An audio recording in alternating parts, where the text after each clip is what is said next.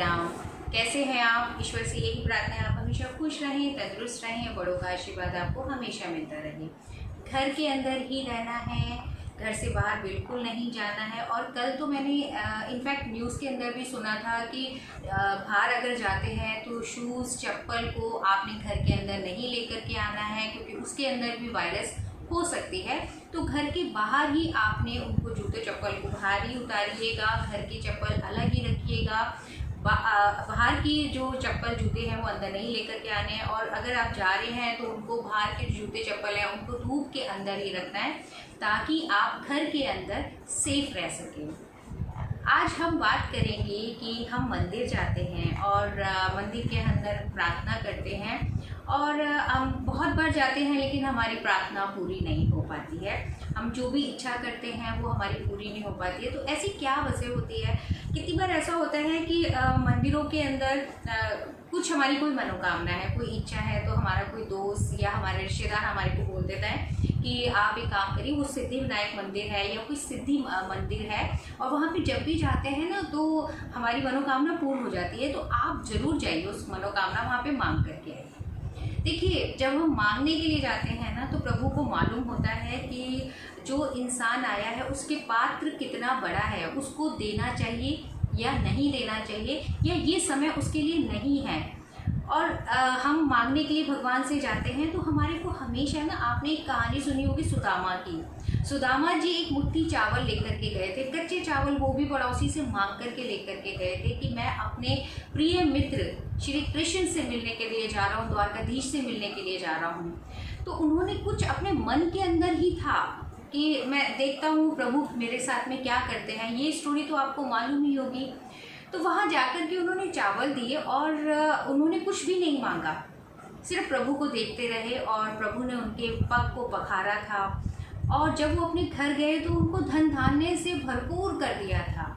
तो देखिए, जब हम मंदिर के अंदर जाते हैं या मंदिर किसी सिद्ध मंदिर के अंदर जाते हैं तो वहाँ पर क्या होता है कि लाइनों के अंदर जब हम लगे होते हैं या मंदिर के मूर्ति के सामने जब हम खड़े होते हैं ना, तो वहाँ जाकर के हम शून्य हो जाते हैं। हमारे को कुछ भी नहीं पता चलता कि हमारे को हम जो मांगना चाहते हैं वो हम भूल ही जाते हैं, क्योंकि ईश्वर का तेज, उस मंदिर का तेज इतना ज़बरदस्त होता है कि उस तेज के अंदर जो हमारी इच्छा होती है, जो हमारी मनोकामना होती है, वो उसके अंदर विलीन हो जाती है।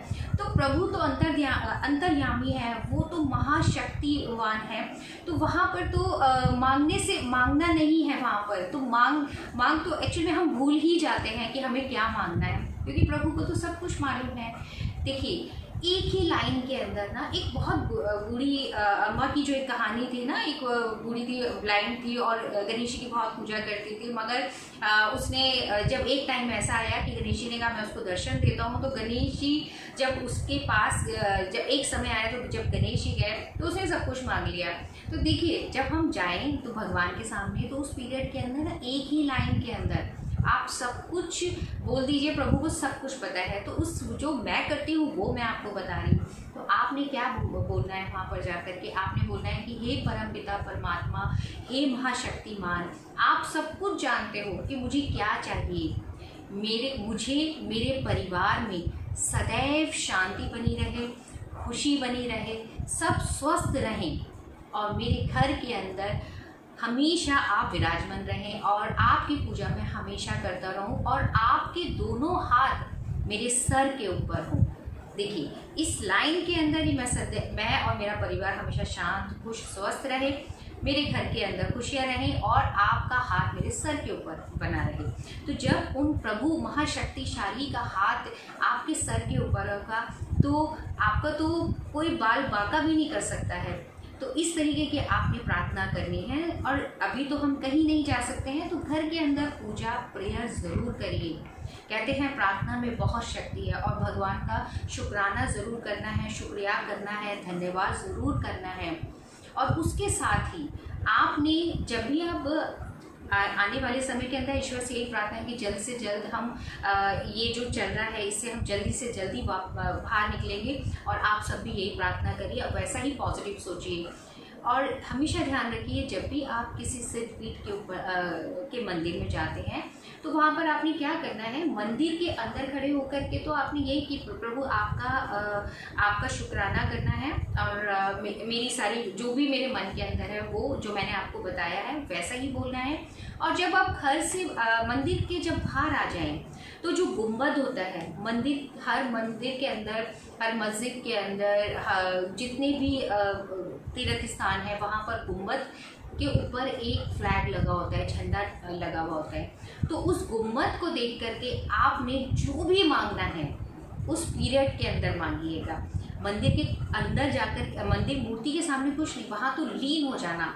और जब बाहर आए तो वहाँ पर गुंबद के अंदर आप गुंबद को देखते हुए, उस झंडे को देखते हुए जो भी आपकी मनोकामना होगी, जो आप बोलेंगे, आपकी एकदम आपको पता भी नहीं चलेगा, फ़ौरन पूरी होगी। आप इस तरीके से करके देखिए, आपको आपकी ज़िंदगी के अंदर चमत्कार आना शुरू हो जाएगा। इसी के साथ अगर अभी तक आपने मेरे चैनल को सब्सक्राइब नहीं किया है तो उसको सब्सक्राइब करिए, शेयर करिए और कमेंट्स लिखिए कि आपको कैसी लगी है मेरी वीडियो, क्योंकि घर में बैठ कर के मैं बना रही हूँ। इसी के साथ मैं अपनी वाणी को यहीं विराम देती हूँ, आगे और बहुत सारी अच्छी बातों के साथ में, क्योंकि इस समय घर पर हूँ तो मैं आपको रिकॉल कर रही हूँ। मैं हमेशा अब रिकॉल कर रही हूँ कि मैंने पास्ट में क्या क्या चीज़ें सीखी थी, क्या क्या चीज़ें थी, बहुत सारी चीज़ें मैं देख रही हूँ। तो उनके साथ में वो चीज़ मैं चाहती हूँ कि आप लोग के साथ में शेयर करूँ। तब तक के लिए जय श्री राम।